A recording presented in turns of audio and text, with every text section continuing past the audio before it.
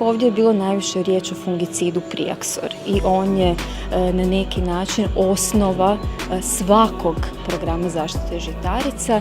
Znači Priaxor neovisno da li ga primjenjujemo u prvom tretmanu, u T1 ili u T2, donosi brojne prednosti proizvođačima.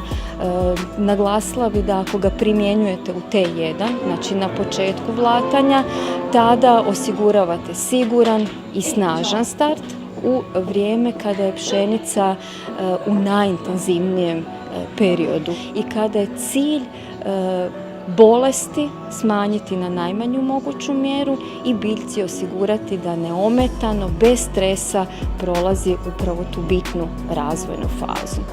Sljedeći rok primjene fungicida je svakako početak zastavice i to je, usuđujem se reći, najvažniji rok primjene fungicida ako očekujemo visok i kvalitetan prinos.